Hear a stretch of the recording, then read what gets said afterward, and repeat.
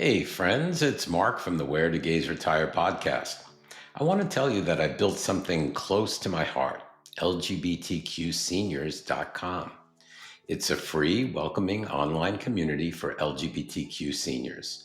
We've got forums, private messaging, real conversations, and monthly Zoom meetups where members from around the world connect, laugh, and feel a little less alone. No algorithms, no noise, just real people, real talk, and real community, all completely free. If you've ever thought, I wish there were a space like this, well, now there is. And if you enjoy what I bring to the table, I hope you'll find it in your heart to buy me a coffee or even a few to help keep this community going strong. So please visit lgbtqseniors.com today because connection matters and pride doesn't retire. Thank you.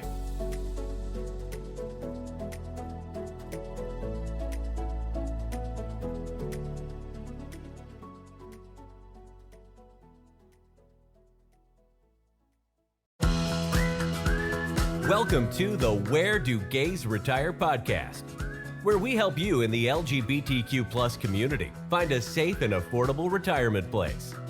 Join Mark Goldstein as he interviews others who live in gay-friendly places around the globe.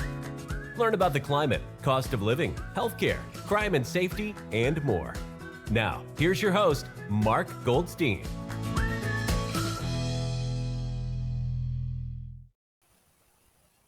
Today, we're going to visit with two gentlemen who just moved to a place called Fountain Grove Lodge in Santa Rosa, California.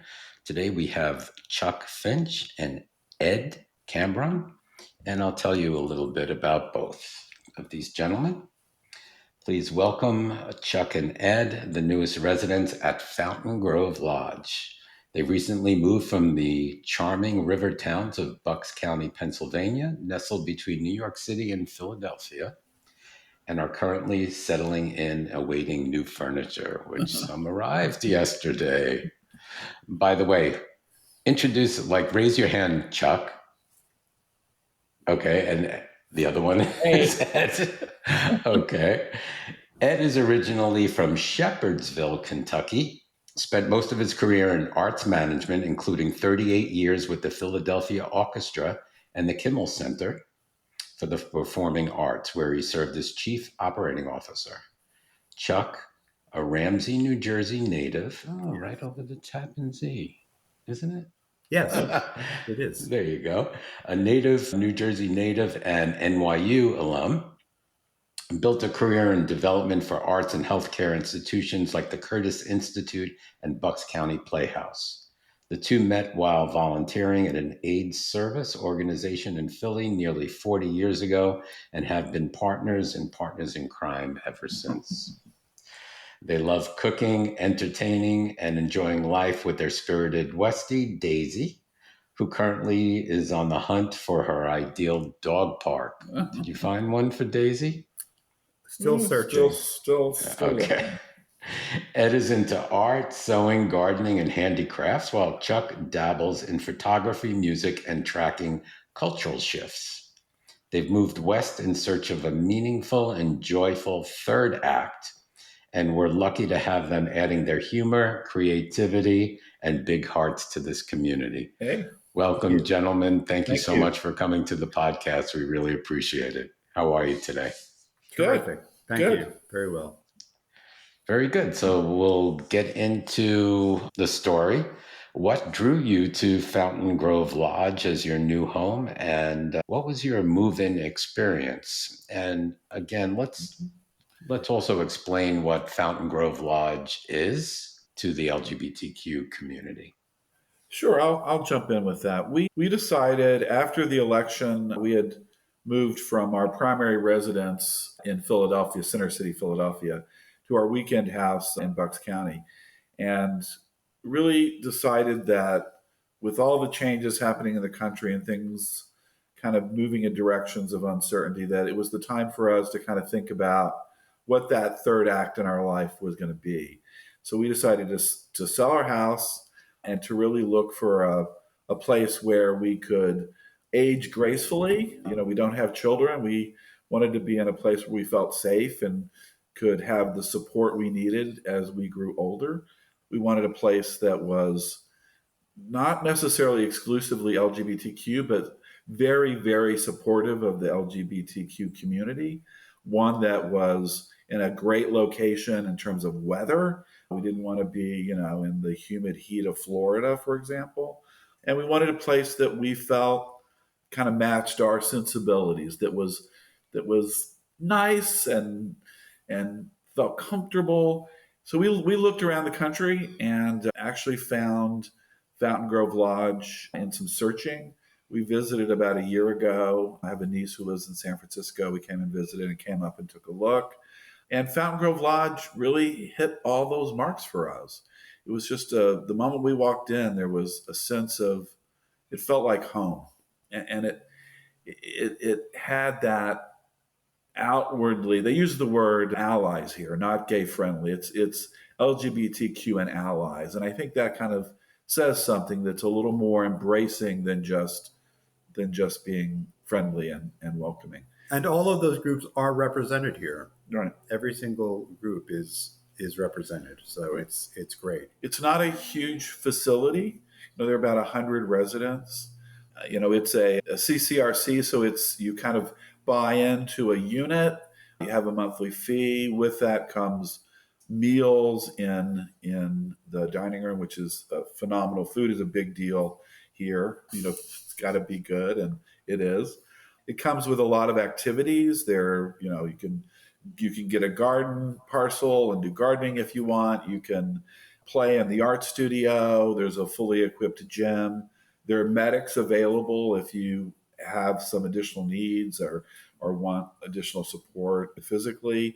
We have a bocce team. We have a bocce team. We're getting a new bocce court. They're installing it now. So it's really a community. You're kind of buying into a community. It's like almost being in a very friendly apartment building where you really get to know a lot of people that live with you in that building. But these people are really here as not just residents, but as their home. So you get to know them as a community, and community is what makes it. And I think that maybe what some of your viewers who are starting to look at these sorts of options might not know about a CCRC is that it's not a nursing home. This is a predominantly independent living building. There are people with off-road vehicles. There are people with RVs. There are people right now who are in Spain looking through castles. People are traveling. People all have their cars. This is not the waiting room for the next step. Right. This is actually, we have a real third act. We have another piece of our life that's just begun. And it's been 6 months, but we're loving it, right. Actually. And you let go of the responsibilities of maintaining at your own house and dealing with all of the requirements of that. And you trade all of that kind of stress for, hey, if we need something done, we just call and it's taken care of. So for our listeners in the CCRC, so you start off as independent living, most of the people are. Mm-hmm. And then if you do need it, you can go to assisted living, correct? Which is on premise. There are med techs throughout, the building, and there's a wide range of ages. Ed is 64. I'm 69. There's a wonderful woman who's turning 100 in the next several weeks, who's at lunch, at dinner, doing activities. But you age in place, and there's a sense of safety and a sense of community, not only among the residents, but the people who are on staff who can help you at the times that may occur. Right. We both had parents that we took care of for many years.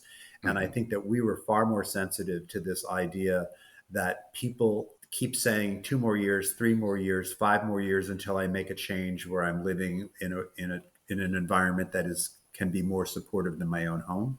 We learned the hard way by helping with my parents, and we're in a case we don't have kids. So making a choice like this was something that we made for each other in a sense, knowing that maybe one or the other of us would ultimately have more needs. And I think that we made a very wise decision. Yeah.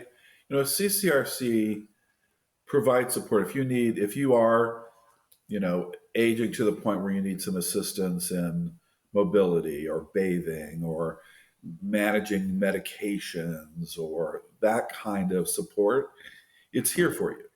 If you're in a situation where you need ongoing nursing care and injections and that kind, it's not that kind of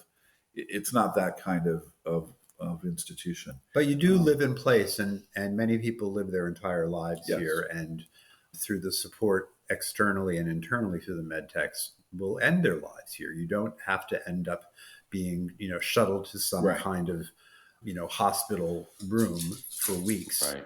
So it's to me, it's a best case scenario. And the nice thing is you don't see it. It's not it's like, I don't know how they do it, but you don't really see those actions. It's all very discreet. It's very discreet. But it's also because the majority of the population is independent. Right. The people who are very close to moving to their next world, whatever that is, that's the minority of the population. But the turnover is always going to be there because that's the nature of a place where you age in place. And to be honest, Mark, there's something about being in an environment where the life cycle happens among your residents and your neighbors and your friends is actually a healthy thing. I know that we live in our neighborhoods where you suddenly say, oh, guess what? The guy down the road died 2 months ago. There's that. You don't know your neighbors all the time. Right. And here, there's a commitment to being engaged with others and to being supportive of others. And many of the people who we're enjoying the most here so far are probably 20 years older than we are. And we're spending lunch and dinner with these folks a lot and having a blast. So ageism is something that I think has always been a nature in the LGBT, community. And I think that that's something that we've never experienced ourselves. We've always had friends older than ourselves, younger than ourselves. This kind of breaking groups of people into certain ages as you retire, you become one community and you realize that. And it's a wonderful lesson to be learned, and it helps you with the next stage of your life, I think. Yeah, and I think places like CCRCs can extend someone's life. Yes. Oh, yeah. I mean, no question. Even if somebody is immobile and they're in this community with everyone and they're still, getting around, talking to people and communicating and laughing and it does extend your life. I think you have to keep on laughing. Yeah, the social interaction it's something that we wanted. We wanted to go to the next stage of really being with people, not by ourselves. Mm-hmm. And that's been the greatest joy so far, is that you're more social. You just are. It's crazy. Yeah, I could see it. So what were your first impressions when you arrived at the community? Just for the first time on your tour, were you surprised? Were you like, oh, wow, this is... I think that the first thing that struck us was how beautifully designed it was, not only as architecture, but also how it incorporated all of the pieces of what you do in a given day and found a way to build those structures within this facility.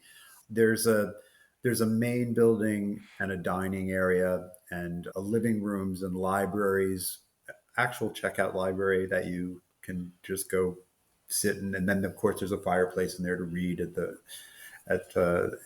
your comfy chair in the middle of the library. There are beautiful swimming pool, and also it's very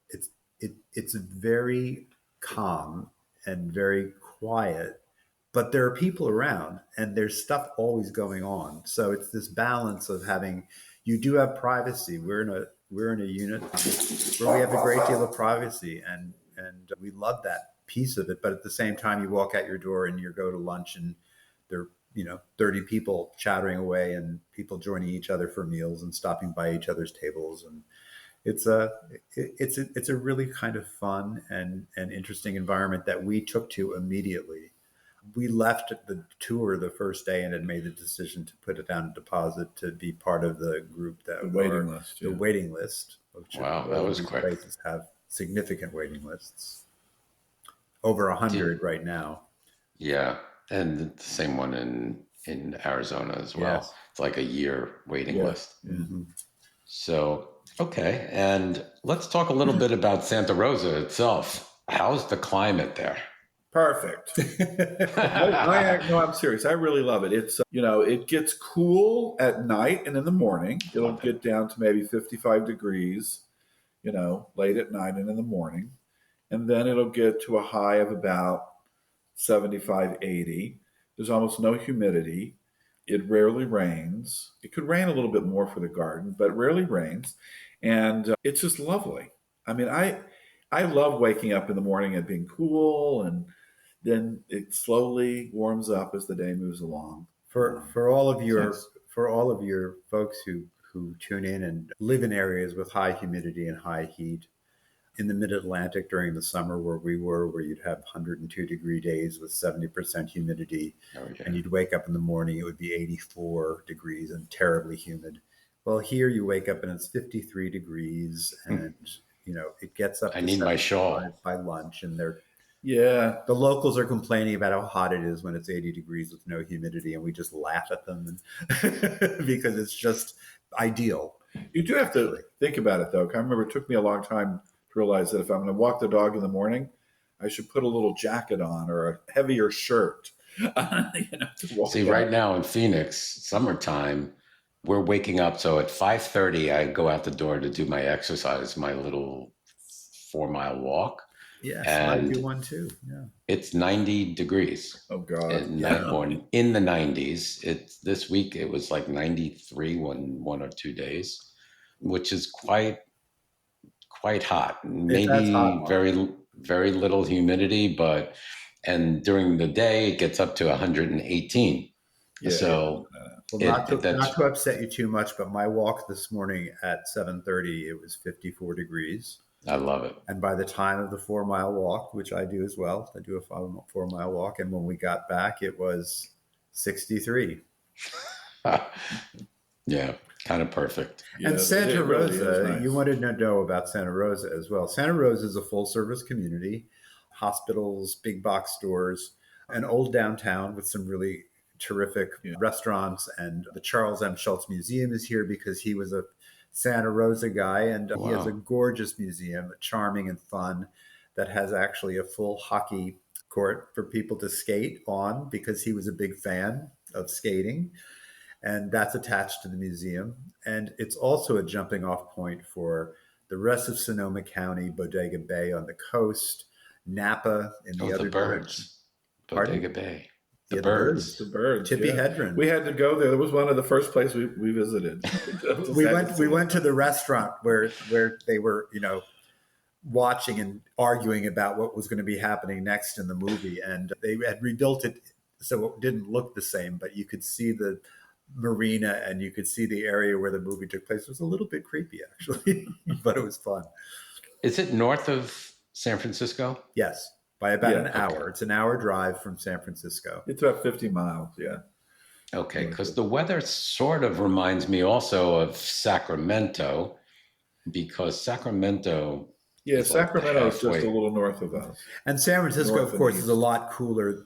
We're just north enough, and it changes quickly enough once you move inland a bit from the bay. And so when you go to San Francisco, you could watch the temperature drop in your car on the dashboard and see it all come down, and then it gets And the fog. hazy, comes in, the fog comes in, but it's nice to have a big city that's accessible like that. And what I loved about that weather in Sacramento is it could get hot in this, and during the daytime, but there's a delta breeze that comes through at night, and it cools everything down every night. So it could be 104, and at night, you go out to dinner and it's like 75. Right. So it's true. So it's really sweet. Okay.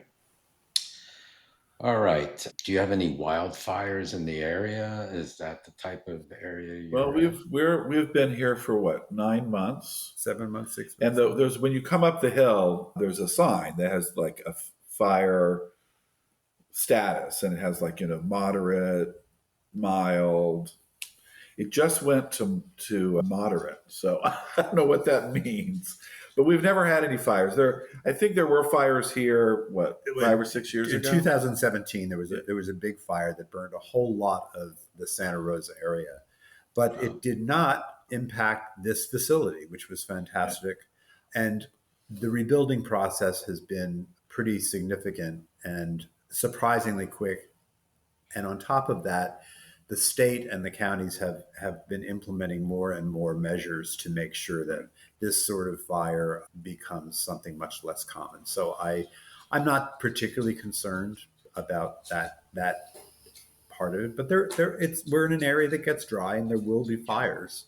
It's a question of controlling Yeah, them. I mean, my view is no matter where you live, there's something: hurricane, floods, There's tornado. no perfect. Nothing's perfect. There's no Hey, we wanted utopia. an adventure. I'm trying to find it. we wanted an adventure, and if there's an earthquake, I would say that goes under the category of an adventure. Yeah, sure. It's part of the deal. It is just like a hurricane in Florida, That's right. which I gave up myself. But Yes, exactly. anyway, so let's talk about the cost of living and the buy-in expense. Mm-hmm. Can you break down, and I don't mean, specifics, but the typical monthly rental fee, what that is, and what is that buy-in fee, and what does that include? I'll just start a little bit. The sizes of units determine the buy-in and the monthly rental, and if it's a single or an additional person. So there are studios, 1 bedrooms, 2 bedrooms, and den. There are bungalows off from the main building that have their own garages and are basically their own residences for people who want to have them really independent and not living under the roof with other residents. So there's a broad scale, and that broad scale makes it a case where there's a broad scale for the pricing of the entry fees. So those entry fees run from a couple $100,000 for smaller units to upwards of $1 million for the larger units. And then your monthly fee would start, I guess, in the $4,000 to $5,000 range and go up to the $8,000-9,000 range. So in our case, and so obviously this is something that you save for or have assets that come from the sale of properties, or you've had a 401k. If you were lucky enough, you had a pension plan that nobody has anymore, but some of us still had some of that. Right. You combine all of that, and we found that once we added up all of our expenses back in Bucks County, Pennsylvania, and shifted them over to here, that there wasn't a huge difference in our costs. You're just paying one check for everything. Everything's included. The internet's included. The food's included. Your utilities are included. All you're paying is your rent. Right? Is all the food included, or do you get an allowance? It's an allowance. It's an allowance. There's a points. Yeah, it's a point system. So each individual person gets, I think it's 495 points or something like which that. is each point's $1. Yeah, basically. So for every month, you get a little under $1,000 to spend. But a 3-course dinner It's like $23. So, There's a difference. The meals here are things like rack of lamb, filet mignon, a vegetarian entree every single night is a special, along with the special entree, regular seafood or fish or meat. The food is significantly above average. I would say that it is akin to a 3-star restaurant. That's kind of the style of it. You can get a burrata salad. You can get caprese this and wonderful desserts. It's above average. I mean, but the number of points you get, you could eat every day for the month. I mean, it wouldn't necessarily cover a hot breakfast, lunch, and dinner every day, but we rarely run out of points. It kind of works out. I mean, continental breakfast every day. We were talking about meals. We've been able to have all of the meals that we really want with the points we have. There's a continental breakfast every morning. It's one of our favorite meals because we get to meet with a kind of regular group of people that we've gotten to know. That doesn't take any points, continental breakfast. And, we have dinner almost every night in the dining room and occasionally some lunches, but it covers most of what we need. And like like any family, like anybody living in a completely independent house or condo, we go out to dinner a couple we times go a out. week. We went out to dinner Saturday night. We're going out to dinner tonight with another couple as well.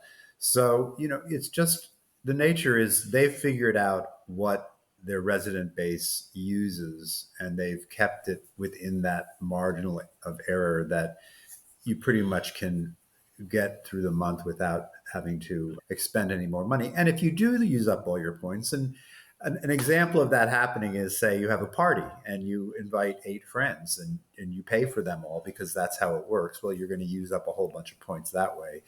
And so if you go over, if you go over 50 points or 100 points, well, it may be $100, but you were only paying $23 for a 3-course meal. That was the equivalent of a restaurant meal. So you're still in better shape than you would be if you were out in the open market doing this. And I asked my other friends that live in the CCRC, I said, what's your refrigerator look like? And they said, it's only leftovers from all the meals that we have. There's nothing Absolutely else. true. You still have to throw out stuff every few weeks, which is all the stuff you thought you were going to eat that you brought back. And we came here saying, oh my God, we both cook so much and we love to cook. And it's such a huge part of our lives that we're never going to be using that dining room. And we have not cooked at all since we've been here. And I can't believe we don't miss it, but we really don't. Do you go food shopping at all? Or just toilet paper shopping and paper towels? It's pretty much toilet paper, Diet Coke, Pinot Grigio, wine. Very important. Very important. But not much grocery shopping. Dog food. Dog food. Okay. The dog actually has the most filled cabinet space of all of the family at the moment. So I believe it. Okay. So that's interesting. And yes, what they sent us home with a packet too, and they give you a sheet of all the categories that you currently spend money in during the month, and what is covered, in their monthly plan. And so it's pretty eye-opening, because when you do add everything up, your real estate taxes during the year, and your electricity, your gas, your everything, shopping, utilities, blah, blah, blah, it comes out pretty much almost it does. The same. It really does. Yes. And kind of eye-opening. Yeah. Because you're like, oh, I spend that much?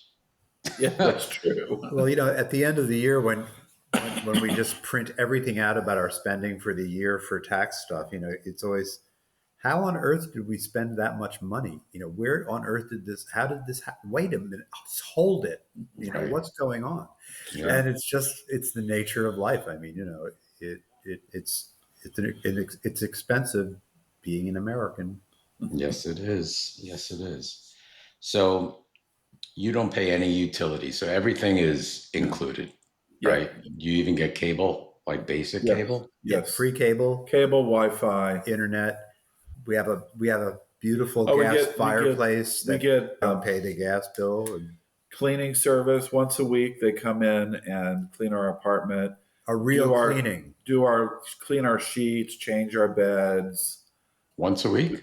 Once a week. And once a year, they do a deep cleaning where they remove the appliances and clean under all of those, and do deep cleaning of the bathrooms and all those spaces. Keep in mind, we're renting, and this facility is owned by a company that has an investment in making sure that these places stay in tip-top shape. Right. So, it's a symbiotic relationship you're having with management, but you both benefit.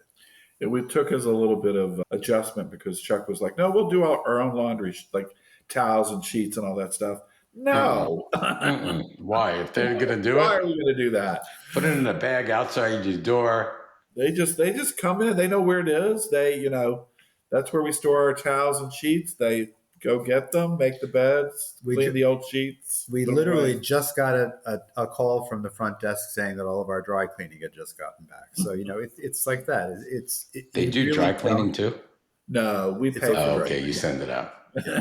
But they send it out for us, and they manage it all. which is, again, they change the They light bulbs in your apartment when see the bulb's out. that's important because I don't want to be climbing, and they don't want you to be climbing. They don't either. The Be, maintenance stuff is great. We just, if we decide, we want to move something, we just call them and they come up and lift things. And we're diehard DIYers. I mean, we really have a history. We had rental apartments that we would redo ourselves, and we laid hardwood floors ourselves, and we put up kitchen cabinets ourselves, and we did all wow. that kind of stuff in the midst of having our careers. We also did crazy stuff like that, and thought we would miss that. Well, guess what? We don't miss that either. It's nice to just call. You think you're having fun, but sometimes you're not when you're doing all those sorts of extra you think activities. You are. You convince yourself you're having fun. Right. Yeah. Is there an escape clause? So Yes. let's say the first year and the 6th month, you're like, you know what? It's really not. There's 90 days. You're out with no obligations. You get everything back and a total refund. So there's a 90-day out clause, and then depending on how you come in, if you are doing the buy-in fee and you're doing the lesser amount, it is amortized over 5 years. So if you leave 2 years in, or 2.5, let's say, you're going to get half of that back when you leave. Mm-hmm. If you put in a larger sum as a buy-in, when you leave, you could get 90% of that back. It all depends on how much you put down for the buy-in at the beginning. And the motivation behind these different amounts, we don't have children, we don't have an estate that we need to think about other people we need to take care of, other than philanthropic decisions about bequests. Which dog? Which dog gets it? Yeah. That dog gets lobster every night. But what it does do is it allows you the option of putting 90% down that's refundable. So your estate, your children, if you have children, or your other family members, will have that money come back to them. In our case, we did the less expensive 5-year program where it's amortized and goes after 5 years. Now, as you know, Mark, we moved into a smaller unit to simply get in here, and have moved just in the past week into a larger unit, which happened after only 4 or 5 months. So we took all of the equity, was still pretty much left upstairs, and we moved all of that to the extra added fee of being in the larger unit. So there's there are a lot of ways in which you can navigate this financially, which is also, I think, a good thing. Okay, and it also matters where you're moving, how big of a space you're moving Absolutely. to. Yeah, definitely. So that all ties in. Square footages are based, it's a little bit the way any condo would be, or, any housing development would be, where the 3 bedrooms are this price, the 2 bedrooms are that price, the 1 bedroom. There are a couple, I think there are 2 or 3 like large studio places. Yes. There are a couple small. Most of the units at Fountain Grove Lodge are very ample, larger units, but there are a couple small spaces to it. Mm-hmm. Got it. Okay. Were there any surprise charges for any other kind of amenities, or was that pretty much included? I don't think there were. No, we really, by the time you have filled out all of the forms and information that they need for you to become a resident, that is laid out so explicitly. Everything that you're going to be asked for financially or lifestyle wise is taken care of before the move, and you're pretty well aware of what that's going to be. Yeah, that's an interesting question. There really weren't any surprise charges. I don't think there were any charges. No. Yeah. Okay. In fact, I would say that in our case, we were surprised how accommodating and how much work the staff will do as part of your entry contract, because every ceiling fan was hung, the lights were all changed. They help you hang artwork. They help you put up your TV for you. They do all those things that you would have to kind of muddle. Yeah, they don't want you to get hurt doing it. Of course. So, that's definitely an element, but that's again the symbiotic relationship between the resident and a company. It benefits both, which is kind of interesting. The only thing I was surprised with in the move-in process is they do want a lot of information about your health. I mean, I know the paperwork we had to fill out, we sent to our doctor. I was almost embarrassed to send it to him. I thought he's going to spend an hour filling this form out and like ask all kinds of questions, but they really want to know what state you're in, you know. Right, And I was because surprised at it how may not deep. be worth to them. Well, I don't know what happens if it comes back, and I would, Did I you don't I know. did you We have to weren't. take a cognitive test? Yeah, yes, you yes, do. we did. Yeah. Yeah, spell world backwards. I think one of the reasons that this happens at all CCRCs is it's not so much about qualifying for you to be here. It's about identifying where you are in your life Stage, and yeah. How much how support? much support you will ultimately need, maybe in the nearer than the future than Right. down the line. And so I think that helps them plan accordingly as the population shifts and changes, so they know, oh well, Right. this individual is very Right. independent. We're both going to be 20 years from now still probably driving around Santa Rosa bothering people, and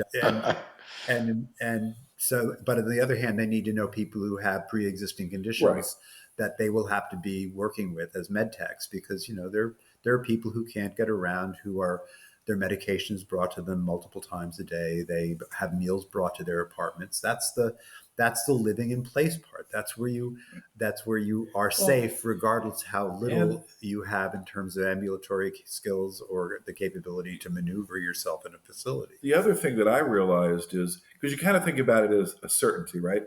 But even in our short time, I've had a couple health issues, and Mm-hmm. if and there are other residents we know that have a health issue, they go to the hospital, they have a surgery. You know, a friend of ours just had, you know, a hip replaced. Well, when they come back, there's people here to help with that, you know, to help get that person around, to help that person bathe temporarily while they're recovering from an issue. So it's also, and that happens more at our age. You And know, then you run into more health issues where there could be a couple of weeks where you're kind of out of commission a little bit. and you say something like this happens, you have the regular rehab through your healthcare facility that you use, whoever your insurance is with, but there are also health people here. There's a staff of people who do exercise classes and Help with rehab. yoga Yeah, yeah. and do rehab, and there's an acupuncturist and there's a massage therapist, there's a chiropractor that comes in. So there's all kinds of assistance on site, as well as whatever you use through your health plan. And that's really important. We were talking about this in a previous conversation with some other gentlemen where they had a surgery, and my husband had a surgery also, which required a catheter put in. Yeah. You don't know from we don't know from catheters Right. from our Yeah, life. Like right. That's right. we're not familiar with that, and just the thought of having it in for a week Yeah. is mind-boggling. And you don't know, oh, I see blood, am I dying? You don't know. But Right. the guys that lived in the CCRC, they came out of surgery and they said, you know what, I don't feel comfortable living in my independent care home. I'm going to go to their assisted living for a night or 2 nights. And Mhm. so they could observe and see if, because I'm still bleeding, maybe they could just assure me whether it's fine. Yes. And and that was a big thing. And that is a big thing because I Yeah. we were on pins and needles. And a facility like this has, uh, you know, a med tech and a nurse on site 24 hours a day. Yeah. And we haven't brought up is there's also a memory care facility down down the road a bit, that's affiliated, that's part of this facility. And if you do get later in life to a memory care issue, if one of the partners, if yourself, somebody, you can transfer into that Right. environment. But it's again But because that's of when you're totally not independent living when you're in that but the situation. beauty of that too is that I think I talked earlier about how you are with a group of residents who are aging in place, so you get to see the life cycle. And one of the really wonderful things about here is that our us independent residents volunteer at the memory care facility. That's a weekly kind of activity that happens, and it's about being becoming more aware of the sensitivity of life and the sensitivities of individuals. Indeed. And I think it broadens your vision of what life is. It deepens your appreciation for, who we are. Waking up every day. Yeah, exactly. And there are friends we have here, residents who are couples where one of the two really needs a lot of support in memory care. They have serious dementia and Alzheimer's, and the other partner lives here in the independent living. So there's some of that happens here too. God forbid. So I was going to ask you. So if you're a couple and one needs memory care, does one go to the memory care facility and yet the other one stays in the independent living for the same amount? But also keep in mind that it's memory care issues are on a spectrum. So there are people who are at the beginning of having memory care issues who are still living independently with their spouse or even on their own, and can navigate and negotiate with some small assistance in the regular environment. And it's only when the cognition becomes so dangerous to themselves, damaged, that there's no possible way. So, you have people many people living within the main facility at many different levels of ability, ambulatory ability, mental facility, cognitive skills. There's a wide range, and it's a terrifically positive thing for everybody. Those who are completely able and those who are not completely able are working together and interacting and friends with one another. And I think that's something that wasn't part of our regular day-to-day life when we were both working in busy careers, and basically just, unless it was a family member or a close friend who had something, you didn't necessarily surround yourself with people who had other needs. And here you were mixed with people who have some needs and those who are completely independent. And, we all help one another. And sometimes we're helped emotionally by some of the neediest people here. So there you have it. It works both ways. Isn't it something that people have empathy? I know. Well, it's actually one of the beauties of this facility. I know that there are many places that may not be as welcoming, but it is a tenet of this environment, of this particular place, that's what it is. Yeah. Let me ask. So Fountain Grove Lodge is a public company owned by, I believe, Oakmont? Oakmont is the management company. Okay. It's actually owned by a company called Welltower. Okay. Welltower is an international and company. it's publicly traded. It's a public company. Yes. Do you know what would be the difference between a public company, CCRC, and a nonprofit? Well, the nonprofits usually come with a guarantee that no matter what, you will stay in that facility. Right. That's the difference. I mean, the cost can be similar. It's really a question of that. If somebody ran out of money, right, what would happen? A nonprofit is going to be a much better situation for somebody that is in that situation than a for-profit company. So, would they kick you out if you ran out of money? They would work with you to try to probably figure out a solution, smaller units, that kind of thing. But ultimately, yes, you would. It's a transactional environment. Yeah, gotcha. We were landlords. Yeah, I understand. The other thing with the nonprofits is they're usually affiliated with the Quakers, have a number of them, and those are very gay friendly. CCRCs, if you're looking for a not-for-profit, check that out. Look for Quaker CCRCs. The Episcopalians have a number of nonprofit CCRCs as well. They also seem to be welcoming of diverse communities. But that, for us, it was important to have the guarantee that the environment would be supportive.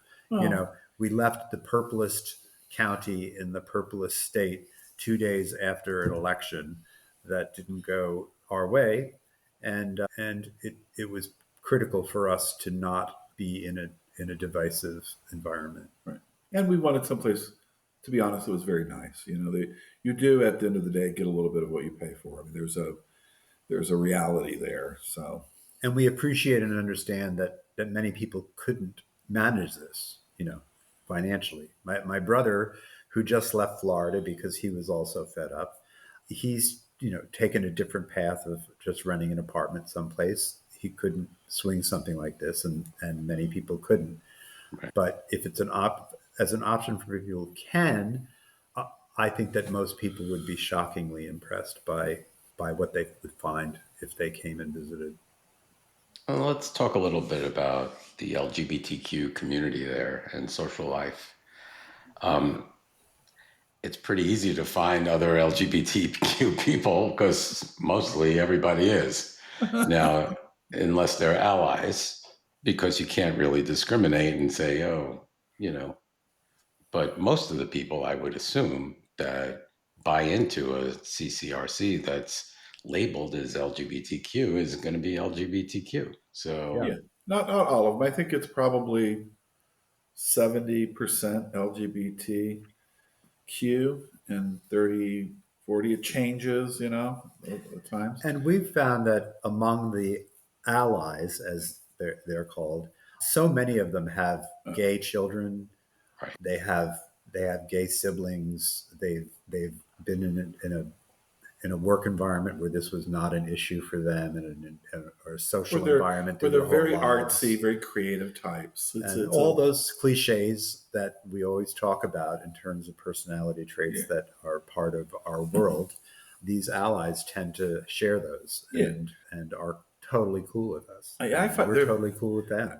interesting people. They've done interesting things in their lives. They're just interesting. And I think so many of us, Mark, have always had lots of straight friends. I mean, I think that one of the things that happened is that the 20th century ended and the 21st century began, and all of this technology happened. Is that people were no longer siloed in the way that they had previously been siloed. You can see Right. that by the gay bar kind of going out of fashion and not being the be all end all meetup place for people.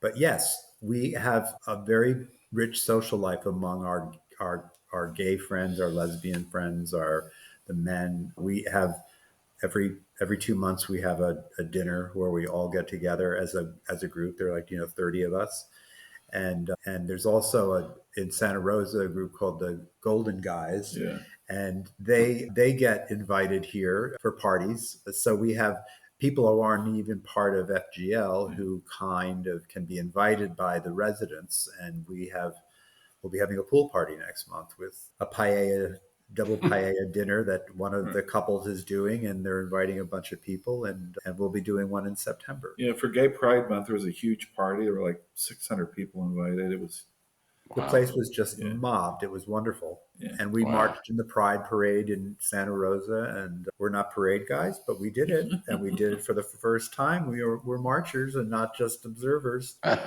And so we've been activated a little bit in this process as well. So living there, have you made true friends Yes. Yeah. within? Yes. Yeah. Like people Surprisingly. that you think you could rely on and they could rely on you to help out We and do already stuff? have been. Sure. We made good friends right off the bat with a guy that I love to draw, and I love figure drawing. And he goes into San Francisco to do gay men's sketch. And I went in with him. They've become great friends. I mean, lots in common. We, both kind of are committed to having the art environment here be really active. So we do a lot of stuff in the art studio. We just did a huge art exhibition of resident work. So we've become really good friends with people especially people we have something in common with. Yeah. Chuck's made some great friends around music. So it's And good. you'll find too is that because it's so socially progressive, you're always receiving an invitation. Every emails every day are you free for dinner on Thursday? Are you free for dinner on Saturday? Would you like to go out for brunch on Sunday? I mean, it's you can run but you can't hide, in a sense that the residents and the collective community make sure that no one is neglected and that everyone is pulled into that world. But at the same time, you have the privacy of your beautiful apartment, and it's quiet, and if you want to do not disturb, you're not disturbed. That's great. I mean, you have two comforts. So you have the comfort of aging in place and having the health care that you actually need. Mm-hmm. Plus, you have a community, the gay community, LGBTQ community, which is also very important. Yep. And Yep. especially, it's important to, people like me. I think community is very important, especially as we get older. I Yep. agree. So Agreed. that's excellent. You said you have cars. So do you have two cars? We have one. You have one. Okay. And is there any other, does the facility have a bus that goes into Santa Oh, Rosa? sure. There's a parking lot. You get a parking space with your unit. We have an electric car. We plug it in.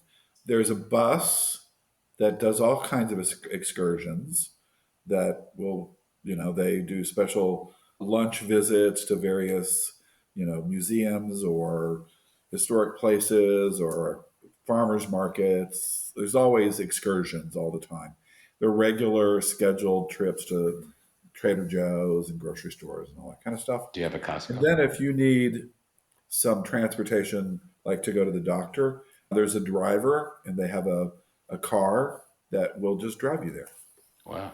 And that's all included? Yep. Yes. Wow. Yep. Do you have a Costco nearby? Yes. Yeah. And do you have a bus that goes to Costco? Yes. It does. It goes to where does it go? Costco, Trader Joe's, Whole Foods, Whole Foods. Trader Joe's. Yeah. Very It goes to the convenient. big names. Very convenient. Yeah, so for people that have trouble with they Oh have yeah. mobility issues, Sure. or if they don't drive, they could at least get around as well. Sure. Yes. Yeah. It's That's very, right. very important. Excellent. Okay. How about, is there any place to walk on the facility or around the facility? You walk Well, 4 miles. yes. Fountain Grove is the northwest quadrant of Santa Rosa, and it's the hilliest, twistiest area of Santa Rosa, and the walks are challenging. Let's just say that one of my walks is going up Sky Farm Drive. Well, imagine what Sky Farm Drive is like. It's a highly elevated walk up like this for about 4 miles, and we have 5 or 6 different walks that we can take from just walking outside of our building. You don't have to drive to a place to do a walk. You can leave this facility because it's in the quieter. It's residential, but with lots of nature around. There's a winery across the street with amazing outdoor sculpture gardens. So you can walk over to the winery and Wow. The owner of the winery was very involved with Burning Man, so it's a whole lot of the Burning Man artwork, big sculpture, the oversized stuff, have been moved here after those Burning Man weeks. But you can walk around the actual like there's a whole garden area where you can get a parcel and do your gardening. Just to walk through the gardens and around the outdoor areas. The Fountain Grove is beautifully landscaped, so there's a lot of little places to walk.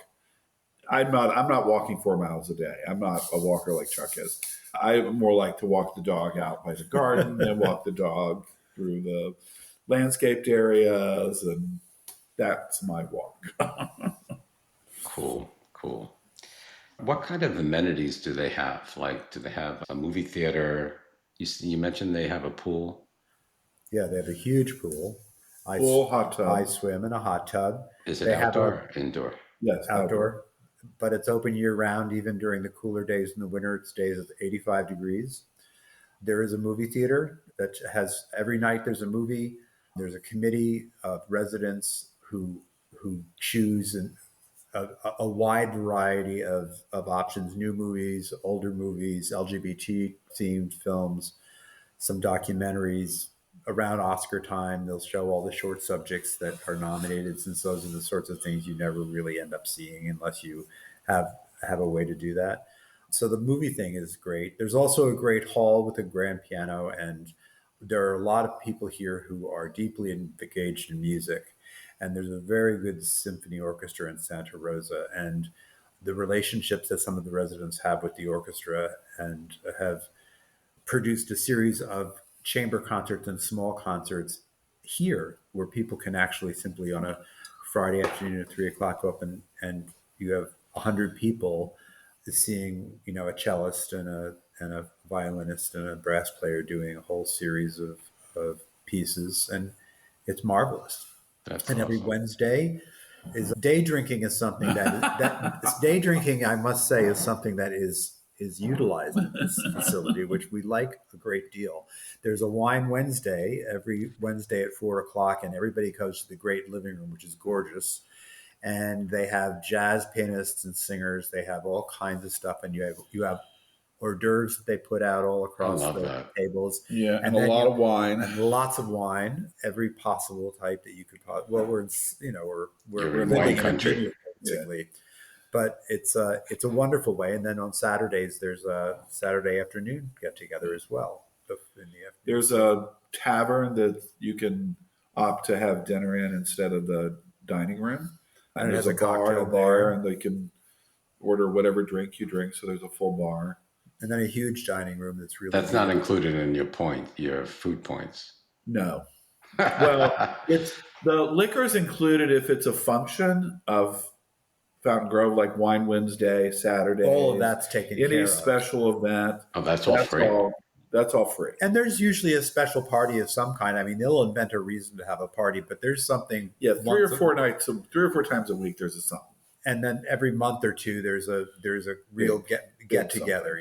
Celebrating whatever holidays around what's going on. There's a wine cellar that you can store wine if you're a wine collector. We're not, and you can have events in there. But there's a beautiful little wine cellar that's perfectly outfitted.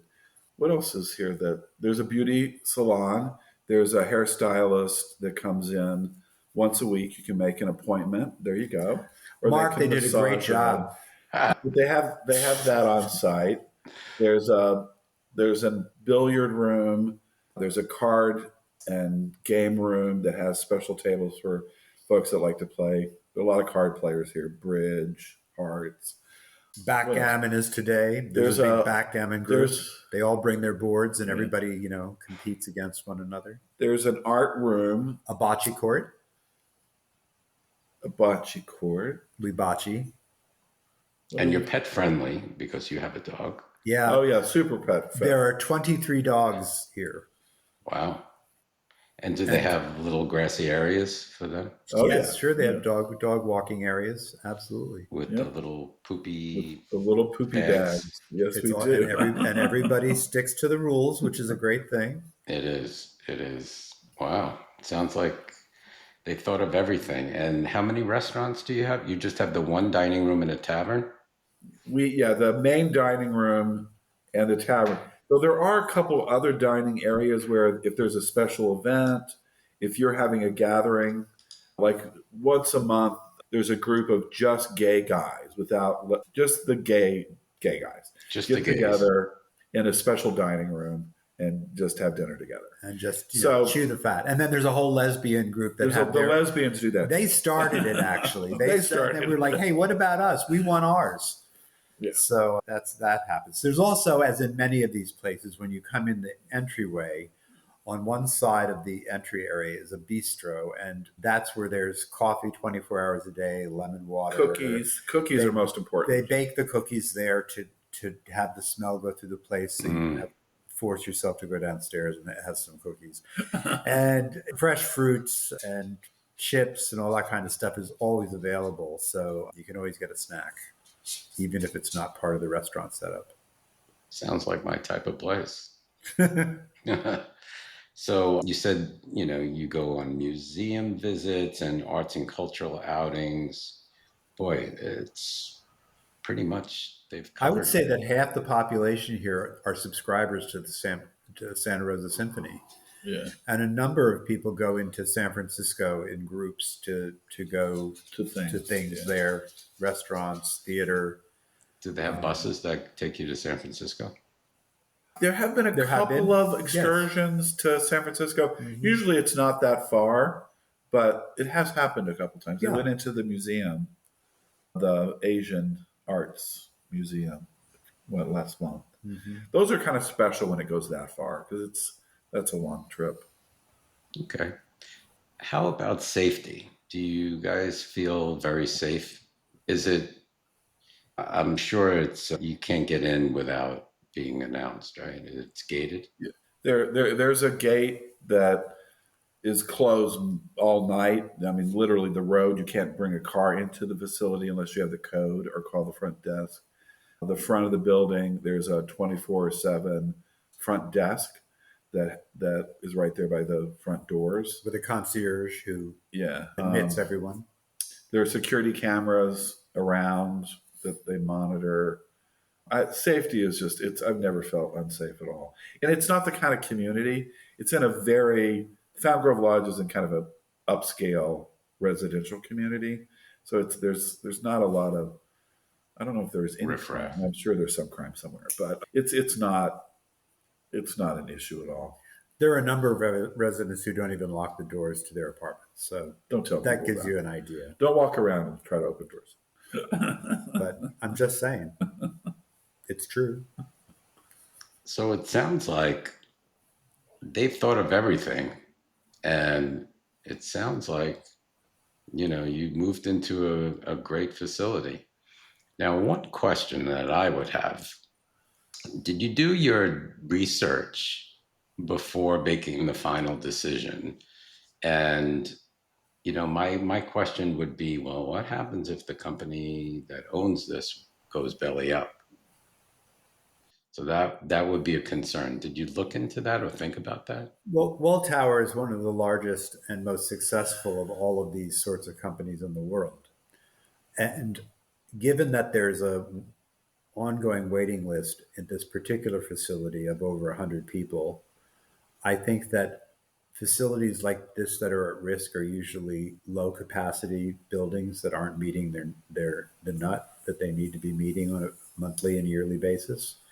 I think that the more care that a place takes and the more they satisfy the client base and the resident base, the more new residents are waiting to come. And I think the success of this facility is a testament to not only the idea of having an LGBT-friendly community, but also having a company that did it right, that built it correctly, that set up the lifestyle part of it in a way that was appealing to us. And I think that, we are, all of us residents, I don't know that there's a resident who is unhappy being here, and we all are basically advocates for this place. Sure. We kind of have a vested interest in it and care about it. We did do research. We looked at other venues across America, and we had a list of criteria, great weather, a beautiful facility, amenities, gay friendly, or at least very open to gay people. And we looked at facilities in the Northeast. We looked at some in Southern California. We stayed away from certain places like Florida and a few. But we did some research, and we did look into. I mean, the good thing is, the state of California regulates CCRCs. There is some government oversight about what they can and cannot do, and what happens if they end up in a situation where they're going to go under or whatever. So I feel that there's some protection there. I think America needs to do a better job. The CCRCs probably need even more protections from a legal government standpoint, Yeah. in my view. But they are there. There are some that are there. So we did some research. Did they allow you to check out their financials? We did look at the Welltower is doing really well. I wish we had invested in it. So from a stock standpoint, they're doing really well, and Oakmont As a as profitable at most of its venues. So we did look at that. But at the end of the day, I still think you kind of have to either jump or not. And, jump, because who knows what can happen. Yeah. I mean, there is some level of risk always, Right. wherever you are, Even if you however buy you're your own living, house. however you do this, They build a nuclear power plant next to where you live. Right. Yes. There's always something. Yes. So, but to say happy here, absolutely. Safe feeling, yes, absolutely. Transformational for us at this stage in our lives. It's becoming transformational for us. We feel we paused for a minute. We did it on the younger side, um, Hmm. and we actually thought about that. We decided we wanted to do it at a time when we could really enjoy the freedom that comes with it, the lack of responsibility with other things. We wanted to do it at a time where we could still travel, get to know where we are, I mean, you we know. hop in the car and go up to the Russian River in Right. Guerneville or Bodega Bay, or we go to Napa. We went to the French Laundry because, as East Oh, Coast guys, we'd heard about that restaurant for 30 years. So a month after we got here, Ed's niece and her fiance joined us, and we had a French Laundry meal, which was a lot of fun. but so we made that conscious decision to be here a little earlier before we had to be here. Right. It's And a classic case. Everyone talks about it, and this was our experience with our parents, with my Yeah. parents, is that they aged out of their ability to take care of themselves, yeah, And then they were miserable about. and not acknowledging it or really accepting it. Which, because we're all somehow immortal in our own minds, exactly. we, I'm guilty of that too, I saying, no, am. I'm guilty of I'm too it. young for that. Yeah, but the But we're the same reality, age, actually. yeah, So but the reality is that you can be independent, and there's this. Is there a stigma about, oh, I'm in an old person's home? Well, I'm I'm not. We've been together 40 years. We're not young people. people have to realize that too. People, I mean, and it's part of our generation, Mark, that we all think of ourselves as being 35. We Yeah, really do. I we mean, do. we're getting better health care. We are living longer. We're healthier at this age than our predecessors or our parents and grandparents were. But at the same time, there's an inexorable process that ain't going to stop. Yeah. And adjusting to having taken care of that sooner than later for us was a positive And thing. the lack of responsibility of maintaining your home. And we lived in a big house that had a whole lot of needs. I mean, landscaping needs and fixing needs and just taking care of all of it. You And just come another to a thing I will point where say, you just, another thing that happens, which is interesting, is that just because of the way time works, at exactly the moment, if you're living in your own home, at exactly the moment where you start to have greater needs, is almost always the time where the next group of capital improvements have to take place. And right. that was this experience with my parents. Mhm. So you're suddenly becoming less capable of dealing with a lot of issues, and suddenly you're having to redo the bathroom and then redo the kitchen, and the roof has to be replaced, and these are suddenly huge chunks of money, as well as having to navigate working with workers and things, that it becomes difficult. So we're very happy about making the earlier decision in this case. Great. In wrapping this up, any final words of wisdom to our audience? I think that that given that we all spend our earlier lives working and saving, a lot of Mhm. us, and completing careers, I think that earlier than later you should start thinking about how you want the rest of your life to play out and where that fits. And Mark, one of the reasons that we're here talking is because I used you and your website and your podcasts as a clearinghouse and just a thing to get my mind going. Some of them had nothing to do with where I would live, but just hearing the conversations kind of clicks in your mind, and you can start to make these decisions.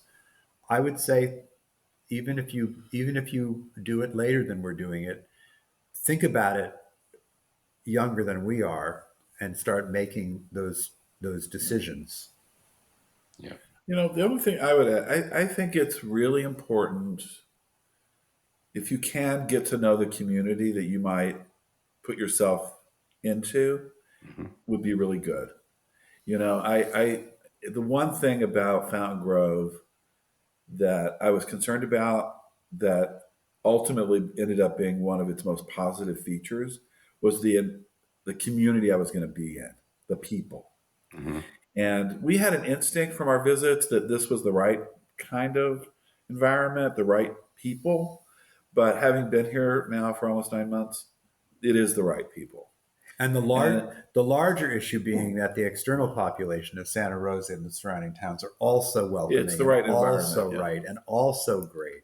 And Mark, I think I said to you at one point when we were going back and forth and emailing each other about stuff, and there are all of these articles every week about the 10 best places to retire. Well, they list those 10 places, and I would never live in any one of those 10 places because they always end up being cheap places with horrible health care with red governors. I mean, so why is that one of the 10 best places for me to retire? It's not. It's not. And we have to think, as gay men, we have to think about where we will be met with the support and the respect that we think we've earned personally.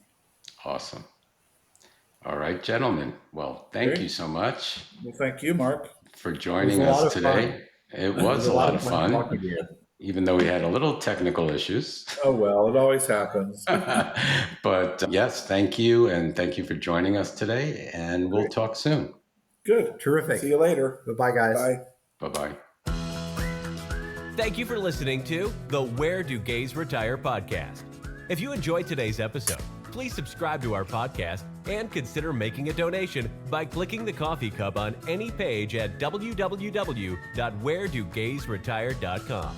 Each cup of coffee that you buy costs $5 and goes towards helping us continue the podcast. Thank you for your continued support.